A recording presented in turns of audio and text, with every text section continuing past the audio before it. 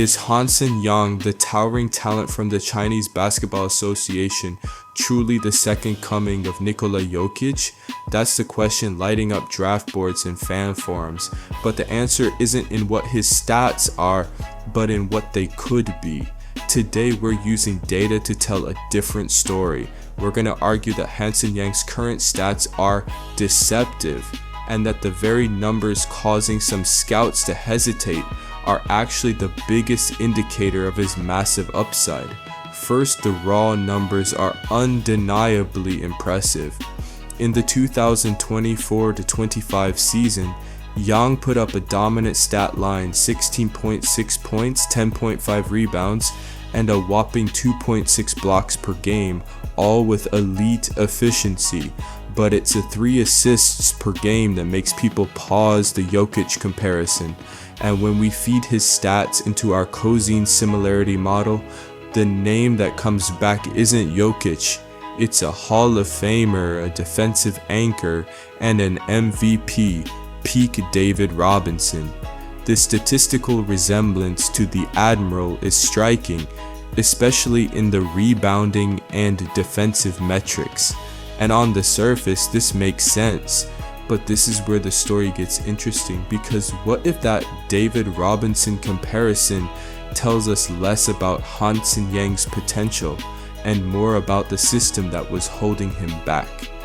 When we analyze his team, the Qingdao Eagles, their statistical twin is the 1998-99 Houston Rockets. Their entire style is a throwback. The Eagles' philosophy is built on a disciplined, slow-paced physical game straight out of the 90s.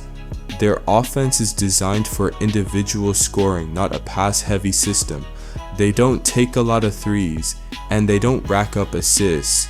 They play a grinding, interior-focused brand of basketball. And this is the most important point of the video. Hansen Yang, playing center in a slow, traditional, non-passing offense, still managed to dish out 3 assists per game. Think about what that means. In a system that actively discourages creative playmaking, his natural instinct and court vision were still so strong that he created offense for others. That 3 assist number isn't a weakness. It's a sign of immense, untapped potential.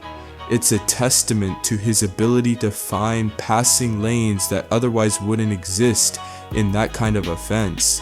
Now let's imagine what happens next. You take this 19-year-old kid with this foundation and this instinct, and you drop him into a modern NBA system. A chaotic, fast-paced offense like the Portland Trail Blazers, who jack up threes and encourage creativity. What happens when you take the handbrake off? If he can find 3 assists a game in a system from 1999, what can he do when he's unleashed in an offense from 2025? This is why the adjustment to the modern NBA isn't a risk for Hansen Yang.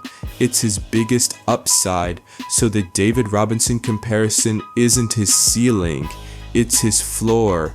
It's what he can do while being constrained.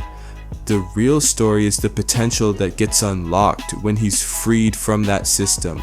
He has the moves, the footwork, and the vision that reflect a Jokic style of play, and now he'll be in a league that rewards it. Is Hansen Yang the next Nikola Jokic? The data says that what we've seen so far is just a preview.